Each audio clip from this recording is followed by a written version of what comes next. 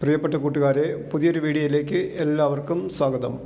Bible വായന, Bible reading 15/1/2025. വിശുദ്ധ മത്തായിയുടെ സുവിശേഷം 15-ാം അധ്യായമാണ് ഇന്ന് വായിക്കുന്നത്. 28 അധ്യായങ്ങളുള്ള വിശുദ്ധ മത്തായിയുടെ സുവിശേഷം ജനുവരി 1-ാം തീയതി മുതൽ വായിച്ചു തുടങ്ങി. ജനുവരി 28-ന് ഈ വായന പൂർത്തിയാകും എന്ന് പ്രതീക്ഷിക്കുന്നു. ഇന്ന് 15/1/2025. ഇന്ന് വായിക്കുന്നത് 15-ാം അധ്യായം. മത്തായി അധ്യായം 15. പാരമ്പര്യത്തെക്കുറിച്ച് തർക്കം. അനന്തരം ജെറുസലേമിൽ നിന്ന് ഫരിസേയരും നിയമജ്ഞരും യേശുവിൻ്റെ അടുത്ത് വന്നു പറഞ്ഞു, നിന്റെ ശിഷ്യന്മാർ പൂർവികരുടെ പാരമ്പര്യം ലംഘിക്കുന്നത് എന്തുകൊണ്ട്? ഭക്ഷണം കഴിക്കുന്നതിന് മുമ്പ് അവർ കൈ കഴുകുന്നില്ലല്ലോ. അവൻ മറുപടി പറഞ്ഞു, നിങ്ങളുടെ പാരമ്പര്യത്തിൻ്റെ പേരിൽ നിങ്ങൾ ദൈവത്തിൻ്റെ പ്രമാണം ലംഘിക്കുന്നത് എന്തുകൊണ്ട്? പിതാവിനെയും മാതാവിനെയും ബഹുമാനിക്കുക, പിതാവിനെയോ മാതാവിനെയോ അധിക്ഷേപിക്കുന്നവൻ മരിക്കണം എന്ന് ദൈവം കൽപ്പിച്ചിരിക്കുന്നു. എന്നാൽ നിങ്ങൾ പറയുന്നു, ആരെങ്കിലും തൻ്റെ പിതാവിനോടോ മാതാവിനോടോ എന്നിൽ നിന്ന് നിങ്ങൾക്ക് ലഭിക്കേണ്ടത് വഴിപാടായി നൽകിക്കഴിഞ്ഞു എന്ന് പറഞ്ഞാൽ പിന്നെ അവൻ അവരെ സംരക്ഷിക്കേണ്ടതില്ല എന്ന്. ഇങ്ങനെ നിങ്ങളുടെ പാരമ്പര്യത്തിന് വേണ്ടി ദൈവവചനത്തെ നിങ്ങൾ വ്യർത്ഥമാക്കിയിരിക്കുന്നു. കപട നാട്യക്കാരെ, യേശയ്യ നിങ്ങളെപ്പറ്റി ശരിയായി തന്നെ പ്രവചിച്ചു. ഈ ജനം അധരം കൊണ്ട് എന്നെ ബഹുമാനിക്കുന്നു, എന്നാൽ അവരുടെ ഹൃദയം എന്നിൽ നിന്ന് വളരെ അകലെയാണ്. അവർ മാനുഷിക നിയമങ്ങൾ പ്രമാണങ്ങളായി പഠിപ്പിച്ചുകൊണ്ട് വ്യർത്ഥമായി എന്നെ ആരാധിക്കുന്നു. ആന്തരികവും ബാഹ്യവുമായ ശുദ്ധി. അവൻ ജനങ്ങളെ തൻ്റെ അടുത്ത് വിളിച്ചു പറഞ്ഞു, നിങ്ങൾ കേട്ടു മനസ്സിലാക്കുവിൻ.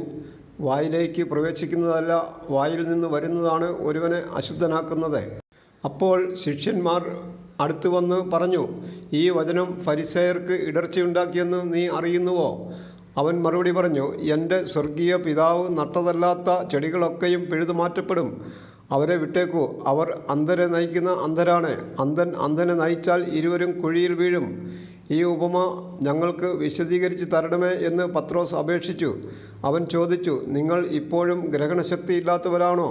വായിൽ പ്രവേശിക്കുന്നവ ഉദരത്തിലേക്ക് പോകുന്നെന്നും അവിടെ നിന്ന് അത് വിസർജിക്കപ്പെടുന്നെന്നും നിങ്ങൾ ഗ്രഹിക്കുന്നില്ലേ? എന്നാൽ വായിൽ നിന്ന് വരുന്നത് ഹൃദയത്തിൽ നിന്നാണ് പുറപ്പെടുന്നത്. അത് മനുഷ്യനെ അശുദ്ധനാക്കുന്നു. ദുശ്ചിന്തകൾ, കൊലപാതകം, പരസംഗം, വ്യഭിചാരം, മോഷണം, കള്ളസാക്ഷ്യം, പരദൂഷണം എന്നിവയെല്ലാം ഹൃദയത്തിൽ നിന്നാണ് പുറപ്പെടുന്നത്. ഇവയാണ് ഒരുവനെ അശുദ്ധനാക്കുന്നത്. കൈ കഴുകാതെ ഭക്ഷണം കഴിക്കുന്നത് ആരെയും അശുദ്ധനാക്കുന്നില്ല. കാനാൻകാരിയുടെ വിശ്വാസം. യേശു അവിടെ നിന്ന് പുറപ്പെട്ട് ടൈർ, സീദോൻ എന്നീ പ്രദേശങ്ങളിലെത്തി. അപ്പോൾ ആ പ്രദേശത്തു നിന്ന് ഒരു കാനാൻകാരി വന്ന് കരഞ്ഞപേക്ഷിച്ചു, കർത്താവേ, ദാവീദിൻ്റെ പുത്ര, എന്നിൽ കനിയണമേ, എൻ്റെ മകളെ പിശാച് ക്രൂരമായി ബാധിച്ചിരിക്കുന്നു. എന്നാൽ അവൻ ഒരു വാക്കുപോലും ഉത്തരം പറഞ്ഞില്ല. ശിഷ്യന്മാർ അവനോട് അഭ്യർത്ഥിച്ചു, അവളെ പറഞ്ഞയച്ചാലും അവൾ നമ്മുടെ പിന്നാലെ വന്ന് നിലവിളിക്കുന്നല്ലോ. അവൻ മറുപടി പറഞ്ഞു, ഇസ്രായേൽ ഭവനത്തിലെ നഷ്ടപ്പെട്ട ആടുകളുടെ അടുത്തേക്ക് മാത്രമാണ് ഞാൻ അയക്കപ്പെട്ടിരിക്കുന്നത്. എന്നാൽ അവൾ അവനെ പ്രണമിച്ച്, കർത്താവേ, എന്നെ സഹായിക്കണമേ എന്ന് അപേക്ഷിച്ചു. അവൻ പറഞ്ഞു, മക്കളുടെ അപ്പമെടുത്ത് നായ്ക്കൾക്ക് എറിഞ്ഞു കൊടുക്കുന്നത് ഉചിതമല്ല. അവൾ പറഞ്ഞു, അതേ കർത്താവേ, നായ്ക്കളും യജമാനന്മാരുടെ മേശയിൽ നിന്ന് വീഴുന്ന അപ്പക്കഷ്ണങ്ങൾ തിന്നുന്നുണ്ടല്ലോ. യേശു പറഞ്ഞു, സ്ത്രീയെ, നിന്റെ വിശ്വാസം വലുതാണ്. നീ ആഗ്രഹിക്കുന്നത് പോലെ നിനക്ക് ഭവിക്കട്ടെ. ആ സമയം മുതൽ അവളുടെ പുത്രി സൗഖ്യമുള്ളവളായി. അനേകർക്ക് രോഗശാന്തി. യേശു അവിടെ നിന്ന് പുറപ്പെട്ട് ഗലീലി കടലിൻ്റെ തീരത്ത് വന്ന് ഒരു മലയിൽ കയറി അവിടെ ഇരുന്നു. തത്സമയം മുടന്തർ, വികലാംഗർ, അന്ധർ, ഊമർ തുടങ്ങി പലരെയും കൂട്ടിക്കൊണ്ട് വലിയ ജനക്കൂട്ടങ്ങൾ അവിടെ വന്നു. അവരെ അവൻ്റെ കാൽക്കൽ കിടത്തി അവൻ അവരെ സുഖപ്പെടുത്തി. ഊമർ സംസാരിക്കുന്നതും വികലാംഗർ സുഖം പ്രാപിക്കുന്നതും മുടന്തർ നടക്കുന്നതും അന്ധർ കാഴ്ച പ്രാപിക്കുന്നതും കണ്ട് ജനക്കൂട്ടം വിസ്മയിച്ചു. അവർ ഇസ്രായേലിൻ്റെ ദൈവത്തെ മഹത്വപ്പെടുത്തി. രണ്ടാമതും അപ്പം വർദ്ധിപ്പിക്കുന്നു. യേശു ശിഷ്യന്മാരെ വിളിച്ചു പറഞ്ഞു, ഈ ജനക്കൂട്ടത്തോട് എനിക്ക് അനുകമ്പ തോന്നുന്നു. 3 ദിവസമായി അവർ എന്നോട് കൂടെയാണ്. അവർക്ക് ഭക്ഷിക്കാൻ യാതൊന്നുമില്ല. വഴിയിൽ അവർ തളർന്നു വീഴാൻ ഇടയുള്ളതിനാൽ ആഹാരം നൽകാതെ അവരെ പറഞ്ഞയക്കാൻ എനിക്ക് മനസ്സ് വരുന്നില്ല.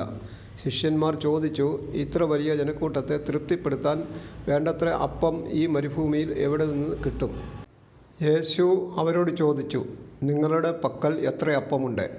അവർ പറഞ്ഞു, 7. കുറേ ചെറിയ മത്സ്യവും ഉണ്ട്. ജനക്കൂട്ടത്തോട് നിലത്തിരിക്കാൻ ആജ്ഞാപിച്ചിട്ട് അവൻ 7 അപ്പവും മത്സ്യവും എടുത്ത് കൃതജ്ഞതാ സ്തോത്രം ചെയ്ത് മുറിച്ച് ശിഷ്യന്മാരെ ഏൽപ്പിച്ചു. ശിഷ്യന്മാർ അത് ജനക്കൂട്ടങ്ങൾക്ക് വിളമ്പി. അവർ ഭക്ഷിച്ച് തൃപ്തരായി. ബാക്കി വന്ന കഷണങ്ങൾ 7 കുട്ട നിറയെ അവർ ശേഖരിച്ചു. ഭക്ഷിച്ചവർ സ്ത്രീകളും കുട്ടികളും ഒഴികെ 4000 പുരുഷന്മാരായിരുന്നു. ജനക്കൂട്ടത്തെ പറഞ്ഞയച്ചിട്ട് അവൻ വഞ്ചിയിൽ കയറി മഗദാൻ പ്രദേശത്തേക്ക് പോയി. വിശുദ്ധ മത്തായിയുടെ സുവിശേഷം 15-ാം അധ്യായം പൂർണ്ണമായി. 28 അധ്യായങ്ങളുള്ള ഈ സുവിശേഷം മുഴുവൻ വായിക്കാൻ കൃപ തരണമേ എന്ന് ദൈവത്തോട് പ്രാർത്ഥിക്കുന്നു. ഇന്ന് വിശുദ്ധ മത്തായിയുടെ സുവിശേഷം 15-ാം അധ്യായം വായന പൂർണ്ണമായി. അതിനെ സഹായിച്ച ദൈവത്തോട് നന്ദി പറയുന്നു. Thank you.